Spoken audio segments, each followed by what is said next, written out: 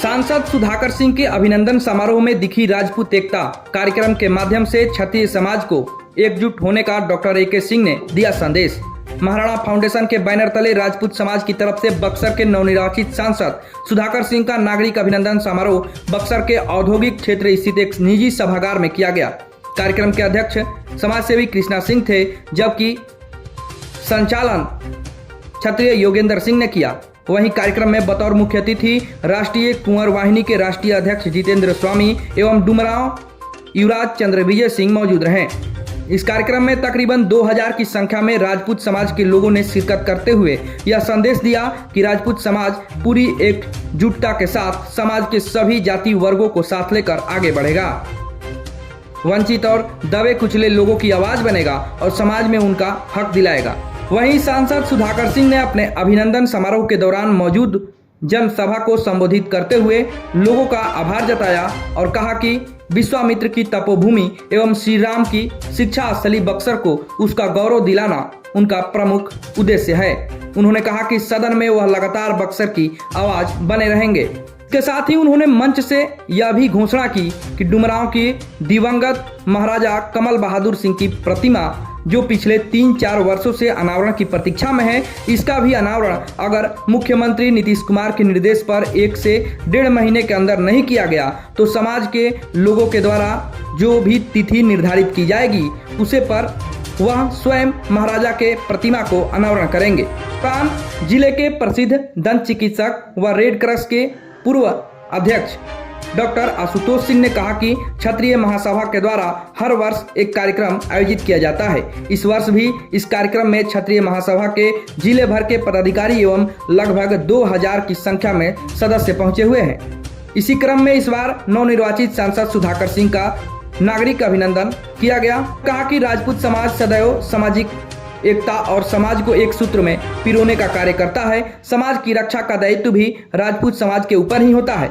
ऐसे में इस तरह के आयोजन से समाज के लोगों को इस परंपरा को कायम रखने की प्रेरणा मिलती है। Doctor A K. सिंह ने कहा कि क्षत्रिय समाज की ओर से सभी 36 कौमों को एक साथ लेकर चलने की परिपाटी और परंपरा को आज भी निभाया जा रहा है।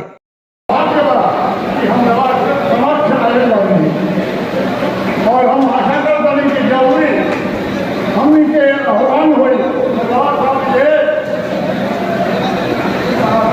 आई और दिखाई अपनी शक्ति कि खाली बक्सर में ना पूरा देश पे लड़ा करके अपन शक्ति दिखा जीता, कहीं चित्तौड़ भी जीता, उदयपुर भी जीता और उन चीजों को बताने का काम किया कि मान सम्मान और स्वाभिमान के लिए हम समझौता नहीं करते। हम पराक्रमी कौम है, हम जज्बाती कौम है, हम स्वाभिमानी कौम है। हम आपके साथ तब चलेंगे जब मेरा स्वाभिमान बचा रहेगा। आज संसद में कौन ऐसे सांसद है जो क्षत्रियों की बात करते हैं? चाहे मैं भाजपा का सभी पार्टी के नेताओं से कहता हूँ, समाज रहेगा तब आप कहिएगा, समाज रहेगा तो आप कहिएगा। व्यवस्थाएं बदलती है 5 साल, 10 साल, 15 साल, अगर समय रहते समय। ये बड़ा अच्छा कार्यक्रम हुआ है। इससे आज प्रभावित हम हैं कि राजपूत बहुत संख्या में क्षत्रिय लोग आए हैं और हम चाहते हैं कि हमेशा क्षत्रिय जब भी बुलावा हो ऐसे ही मात्रा में लोग आवें और अपन शक्ति दिखा दें, खाली बक्सर में नहीं पूरा देश में। आती है तो अपने मनोबल से, अपने चारित्रिक गुणों से, अपने अंदर के स्वाभिमान से समाज को हमेशा एक नेतृत्व प्रदान किया है और समाज में जब भी दबे कुचले वंचित शोषित या अंतिम पायदान जो बोलते हैं, संवैधानिक जो शब्द है, उसको सभी को साथ लेकर चलने का जो मादा इस समाज में है। चूंकि ये समाज एक साथ एक समय इकट्ठे होने में बड़ी दिक्कतें रही हैं, इसलिए समाज, ये भी समाज अब और समाजों को देखकर ये समझ रहा है कि जब तक हम मुखर नहीं होंगे, जब तक हम एक नहीं होंगे, जब तक हमारी बातों को नहीं रखा जाएगा, जब तक हम उन बातों को नहीं समझेंगे, तब तक हम मुख्य धारा में न जुड़ेंगे, न जुड़ने का काम करेंगे। इसलिए क्षत्रिय समाज जो वैदिक काल से जो शास्त्रों में, शस्त्रों में और जो सभी को मान सम्मान देने का काम करता है। इस बार बहुत बड़ा सम्मेलन ये, मतलब कि हमको लग रहा है कि 20 साल से महाराणा प्रताप की जयंती महाराणा फाउंडेशन हम लोग के मार्फत से मनता है। उसमें इस तरह का सफल कार्यक्रम ये बताता है कि क्षत्रिय एक साथ अपने एक स्वर के साथ न सिर्फ राजनीतिक परिप्रेक्ष्यों में बल्कि सामाजिक दायरों में भी अपनी भूमिका अदा करने का काम करेंगे। समाज को एकत्र होने का एक संदेश मैं देना चाहूँगा। आज जो देखने को मिल रहा है इतना भारी भीड़, तो ये एक बहुत अच्छा संदेश है और लोग इससे जागरूक पार्टी के लोग हैं। हाँ, इसमें ये केवल एक वर्ग के लोग हैं, एक धर्म के लोग हैं। इसमें पार्टी से कोई मतलब नहीं है। ये बंदिश पार्टी का नहीं है और एक सारे राजपूत समाज के लोग यहाँ पर एकत्रित हुए हैं और इसकी आने वाले समय में जरूरत भी है, इसी का जरूरत है।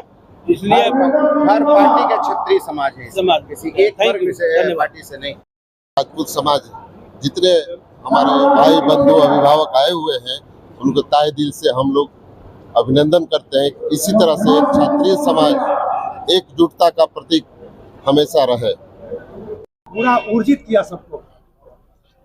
बक्सर विश्वामित्र की ऐतिहासिक धरती, ज्ञान भूमि,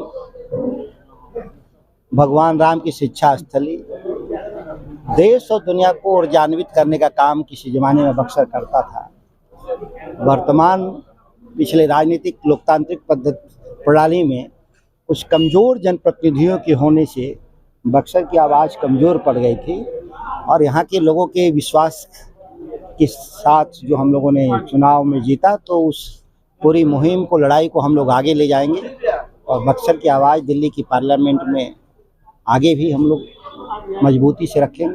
तो चेतावनी, यह चेतावनी से ज़्यादा उनके संज्ञान में लाना था कि देश के पार्लियामेंट के पहले सत्र के मेंबर थे वो। आज़ाद भारत में चुनावी प्रणाली में पहले वो सांसद हमारे थे और सबसे लंबा जीवित भी रहे वो। और जब उनकी प्रतिमा का सरकार के द्वारा जब निर्माण हुआ तो 3 साल से माननीय पूर्व सांसद महोदय का प्रतिमा का मुंह ढक के रखने का क्या औचित्य है, लगाने की क्या जरूरत थी। जाहिर बात है कि ये हमारे संसदीय गरिमा के खिलाफ है और मैं यहाँ का सांसद होने के नाते मेरा नैतिक दायित्व है कि उस प्रतिमा का अनावरण का प्रयास करें। नीतीश कुमार से अगर नहीं है होगा तो हम लोग करेंगे। सर, आपने एक और बड़ी बात कही कि बजट में हमारी जो हिस्सेदारी है उसका आधा से भी कम हमें मिला। जो लगातार जिस पैकेज का, विशेष पैकेज की मांग कर रहे थे वो छलावा था, झूठा था। हमारी हिस्सेदारी देश की आबादी का 10% होने से इंफ्रास्ट्रक्चर में हमारा वो जो देश में जो खर्चे होंगे उसका 10% हिस्सेदारी, 10% के बाद अगर कुछ मिलता हो तो विशेष पैकेज। यहाँ तो आधा मिला, 1,10,000 करोड़ हिस्सेदारी हमारी बनता, उससे हम आधे पर हैं और वाह वाह कर रहे हैं। ऐसा कौन हम होगा आदमी जो घाटे में होके वाह वाह करे। बीजेपी वाले लोग तो बड़ी प्रशंसा कर रहे हैं। बीजेपी वाले जो थे तो ये तो 40 तो था ना झाल बजाने के लिए दिल्ली में, पिछले 10 साल से बजा रहा था मोदी जी का। इस बार घट गया 9, आगे एकदम खत्म हो जाएगा। लोग इसी तरह से झाल बजाते रहे। हिस्सेदारी से ज्यादा जिस दिन लेके आएंगे एनडीए वाले, भाजपा वाले, तब न मानेंगे कि नहीं आप बिहार के लिए कुछ किया। बाकी ये झूठ और फरेब चलाने से जनता दिग्भ्रमित नहीं होगी बिहार में।